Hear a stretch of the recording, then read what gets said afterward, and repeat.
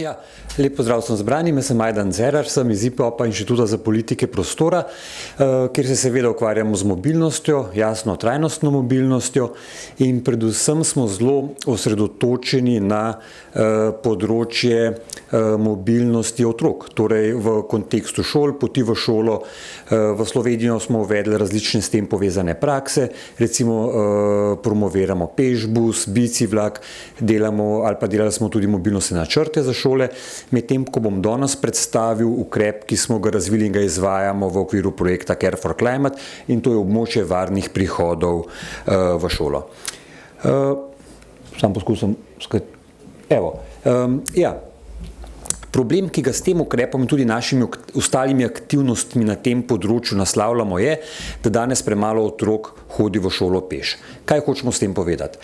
Statistično gledano, če bi vas prosil, da dvignete roke tisti, ki ste v šolo hodili sami peš ali s prijatelji, bi vas verjetno ali pa statistično gledano mogli dvigati roke približno dobrih 90%. Če to vprašamo otroke danes, je ta delež bistveno manjši.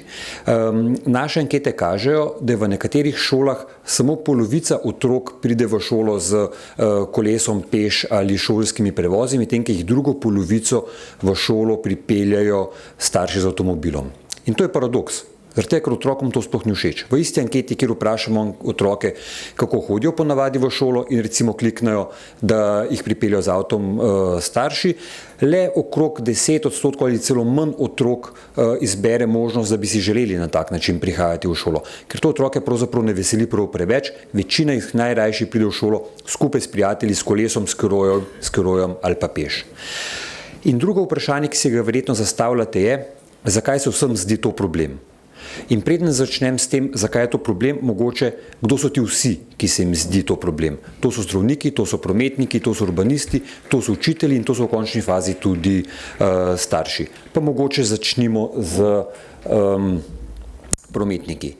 Prometnikom se zdi problem to, da večina šolskih okolišev ob 5 do 8 v Sloveniji izgleda približno takole. Mogoče prejšnja slika še malo bolj slikovita.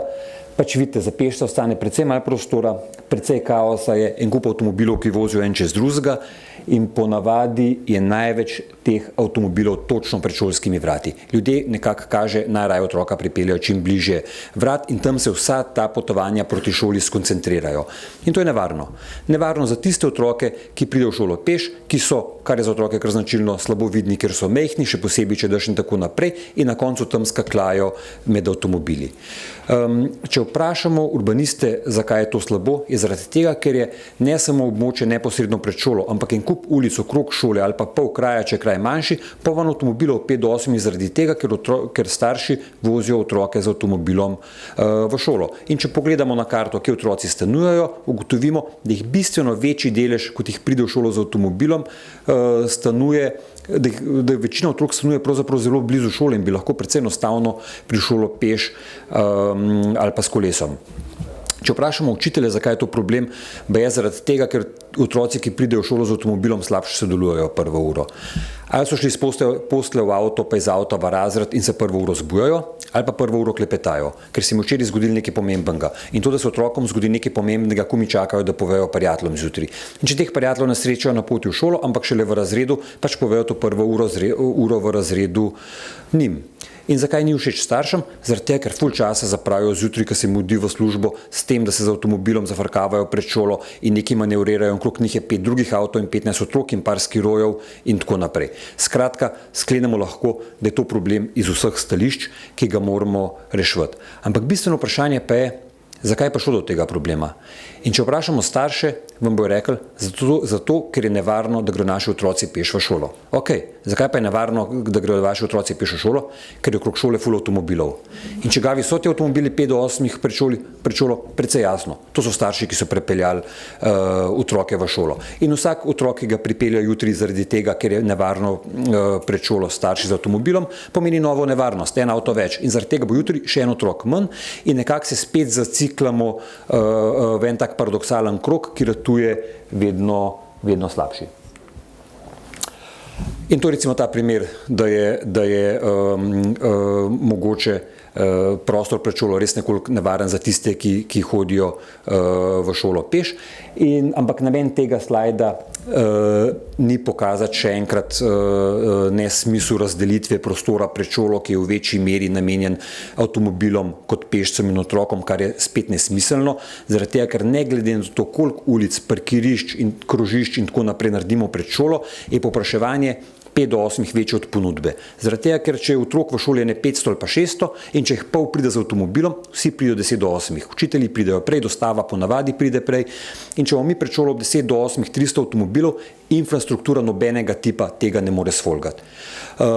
In zaradi tega se ukvarjamo s tem, kako zmanjšati ta delež avtomobilov in omogočati, da več otrok pride v šolo varno in prijetno peš. In to delajo tudi v tujini. In temu ukrepu rečejo School Street. In tudi mi smo probali to prevesti v šolsko ulico. Sliši se super, ampak smo naleteli na eno težavo in sicer, da vsak drug manjši kraj ali pa katerikoli kraj v Sloveniji ima pred šolo šolsko ulico.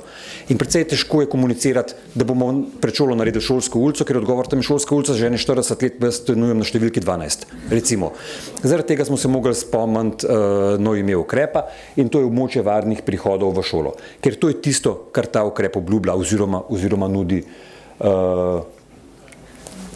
otrokom. Kako izgleda območje varnih prihodov v šolo oziroma šolska ulica, kot jo lahko tudi rečemo, da se šolska ulica začasno spremeni tako, da je bolj prijetna in bolj varna za otroke. Da se začasno spremeni, pomeni, da se spremeni za nekaj tednov in da se spremeni približno 1. septembra. Približno 1. september pomeni mogoče 2. september, mogoče 3. september, ampak čim prej. Zaradi tega, ker 1. septembra ljudje oblikujejo stavek, mi gremo ponavadi v šolo. Od tukaj naprej črtica, peš, z avtomobilom, šolskimi prevozi in tako naprej. Informiranje tega stavka hočemo prehiteti s tem ukrepom. Da prve dni šole naredimo šolsko ulico bistveno bolj prijetno za pešce in kolesarje, nekoliko manj prijetno jasno za avtomobile, pa ne bistveno bolj in na ta način prehiteti ta stavek, da se ljudje naučijo, kako njihovi otroci ponavadi grejo v šolo. Sicer je šolska ulica oziroma območje varnih prihodov v šolo nek skupek različnih ukrepov, s katerimi izboljšamo varnost in prijetnost hoje za otroke, ki pridejo v šolo peš. Tole je primer iz Škofje Loke, kjer smo šolsko ulico, vidite, je precej tipična šolska ulica, nima kolesarske steze, velika večina prostora je namenjena avtomobilom, mogoče ima enega ležečega policaja direkt pred šolo in precej ozek pločnik, kjer težko usporedno hodita dva otroka, kaj šele trije. Precej tipična šolska ulica po mojih izkušnjah in to konkretno ulico smo spremenili tako, da se od 7 do 8 na začetku in na koncu ulice zaprla za motorni promet. Enostavno redar in začasne zapore, zaradi tega, da avtomobil ni mogel zaviti v ulico, zraven pa seveda poskrbljeno za to, da vsak otrok lahko pride v šolo.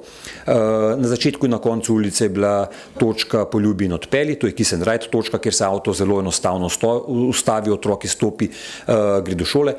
Pešbus linija je ratala pešbus shuttle, da bo skozi en učitelj na poljubi in odpelji točki, en drug učitelj vozil otroke gor pa dol po ulici za tiste, ki so premehni, govorimo o otrocih iz 1., 2. razreda in kar je bilo zanimivo je, da če smo ta čas tega začasnega ukrepa šolske ulice, ki ni nujno, da gre samo za zaporo šolske ulice za avtomobile, recimo drug primer je iz Solkana, kjer smo na precej poceni način, vidite začasne rumeni napisi, rumeni traki, Klemfix in tako naprej, na precej poceni način šolsko ulico spremenili, da je bil vozni pas samo en pas, da je ulica ratala enosmerna, da je bilo več prostora za pešce, da je bila tam začasna kolesarska steza in tako naprej. Skratka, kar hočem reči, gre za različne načine, kako ulico spremenimo tako, da je bolj varna in prijetna za hojo, ampak v tem času, če bi recimo izhajali samo iz družbenih omrežij ali pa e-mailov, ki jih dobimo, bi se nam zdelo, da zelo verjetno šolska ulica ni ne vem kakšen uspeh. Recimo tipičen e-mail je, da nam starši pišejo, da kako ne pa zdaj njihovi otroci pridejo do šole. In odgovorimo, da ni problem, da imajo na razdalji 200 metrov 2 kiss and ride točke, kjer lahko njihovi otroci varno izstopijo, grejo do šole peš ali pa v spremstvu učiteljev in tako naprej. Dobimo naslednji e-mail, ki je moj pravzaprav najljubši, kaj pa če bo slabo vreme. Na kar odgovorim, da so točno v ta namen izumili škornje dežnike in podobne rekvizite, kar jasno starše nekoliko razburi. Ampak to ni naš namen. Naš namen je obraten. Kako pripeljati starše v zgodbo, da bojo razumeli, da tukaj ni namen njih zafrkavati od 5 do 8, ko se jim mudi v službo, ampak omogočiti, da pač enostavno več otrokov pride v šolo peš in tudi njihovim otrokom omogočiti, da izstopijo 2 ulice stran, oni se odpeljajo naprej, otrok gre pa sam peš do šole. In zaradi tega se zelo veliko ukvarjamo tudi z komunikacijo. Pri šolah je relativno enostavno komunicirati zaradi tega, ker imajo vsi asistenta, kar pomeni, da lahko enostavno dosežemo starše in zelo veliko komuniciramo z njimi v smislu, kdaj bo šolska ulica, kakšen je njen namen, kako lahko pridejo takrat do šolo, kje imajo kiss and ride, kakšen bo peš buslinja in tako naprej. In predvsem govorimo, kaj je smisel te šolske ulice oziroma tega ukrepa, točno to, zavrteti ta vortex nazaj v smislu več prometa, bolj nevarno, več otrok v avtomobilu, še več prometa, še bolj nevarno, v kontrasmer. In tukaj jasno tudi se zelo veliko ukvarjamo s tem, kako je to všeč otrokom, kako je to všeč učiteljem, kako je to všeč staršem in tako naprej. In če bi ostal prej na ravni socialnih omrežij in e-mailov, sem rekel, da mogoče zgleda šolska kot precej tako v smislu uspeha. Če si na terenu, dobiš že precej drugačen občutek, ker je en kup staršev, ki se s kolesi pripelje do šole in delujejo navdušeni. Če gledaš otroke, so sploh navdušeni. Vsi se smijo in sem se zdi super fajn, da nalepam pred njihovo šolo ni avtomobilov in da lahko dosti enostavno pridejo v šolo peš. In to je prva stvar, ki jo zmerimo. Ali je otrokom všeč in otrokom se vedno zdi, da je šolska ulica enostavno super.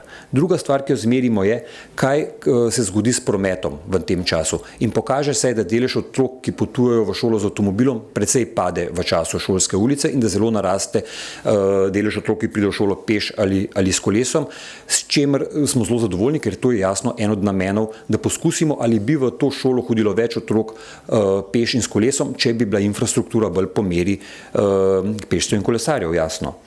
Naslednja stvar, ki jo merimo, je, kako je šolska ulica všeč staršem in kaže se, da če odštemo teh nekaj jeznih e-mailov, je šolska ulica staršem kar všeč, ampak tukaj si tudi privoščimo kakšen trik. Tole je recimo igralka Manca, ki je v času izvajanja šolske ulice v Solkanu igrala policajko. Vprašanje je, ali je delala red ali ne red, ampak to je bilo planirano. Zaradi tega, ker če začne policistka na kotalkah usmerjati promet, kriliti z rokami in delati neke vrste predstavo, na ulici se otroci v zadnje v avtu začnejo smejati. In precej težko je staršu ostati strašno siten in stiskati ustnice in benti čez okno s pestjo in tako naprej, če se 3 otroci za njim na glas smejijo in tako. In tako jih probamo tudi pripeljati v to, da rata šolska ulica tudi nek doživetje in za otroke in pravzaprav za kraj v končni fazi. Zaradi tega, ker kaj je namen naše šolske ulice? Primaren namen je na pocen način probati, kako bi lahko ta ulica bila boljša za pešce in kolesarje. Na pocen način z začasnimi označbami, hitro koncipiranimi ukrepi in tako naprej. In kot nek laboratorijski način probati, kateri ukrepi delajo boljš, katerimi slabš in iz tega ven izluščati koncept za ulico, ki bo šla slejko prej v rekonstrukcijo. Namreč izbiramo ulice, ki so na listku občine, da bo šla slejko prej v prenovo in na ta način, na hiter, pocen način probamo, kakšna bi ulica lahko bila po meri pešcev in kateri ukrepi delujejo boljš, kateri slabš. Drugo, kar je politično tveganje. Če bi izhajali iz teh parih e-mailov pa iz družbenih omrežij, bi se marsikakšen nosilec politične moči, župan v tem primeru, nekoliko strašil dotikanja te šolske ulice v smislu omejevanja prometa, delanja kiss and rideov na robu ulice in namenjanja več prostora pešcem in kolesarjem, ampak točno to hočemo s tem procesom in veliko in intenzivno komunikacijo pokazati. Do končni fazi večini ljudi všeč, samo ne bojo poslali e-maila zaradi tega, pa mogoče ne bojo to glasni, pa mogoče se ne bojo na javni razpravi usedli v prvo vrsto pa zelo na glas povedali svojega stališča, ampak jih kar veliko in dobro razumejo čemu je namenjena šolska ulica in kaj so njene koristi. In s tem želimo opogumati župane, da ko grejo v prenovo, grejo v smer, ki ima na prvi prioriteti varnost in prijetnost hoje in kolesarjenja, varnost otrok, ki hodijo v šolo peš, ne pa hitrost in udobnosti potovanja z avtomobilom, ker je to nesmiselno. In v konkretnem primeru je en izmed dveh načrtov prenove šolske ulice utemeljen točno na konceptu, ki smo ga mi poskusili v tem dvotedenskem eksperimentu. Ne nazadnje pa vedno so tudi nasprotniki šolske ulice, včasih bolj utemeljeni, včasih manj utemeljeni, ampak na ta način tudi dobro vidimo, kdo so nasprotniki, kaj so njihove, na čem utemeljujejo svoje nasprotovanje in na kakšen komunikacijski način se s tem soočati. Namreč, kot sem rekel, zelo bistveno je, da je v šolski ulici ali pa v nasploh spreminjanju prostora v smeri pešcev in kolesarjev veliko komunikacija, intenzivna komunikacija in poudarjanje tega, da ne gre za to, da bi zafrkavali starše ali pa avtomobiliste v 5 do 8, ampak zaradi tega, da obrnemo ta nesmiselen trend, da otroci, ki nočejo biti v avtu, na koncu potujejo z avtomobilom do šole in se tam vsi skupaj ne gnetajo in povzročijo prometni kaos. Hvala.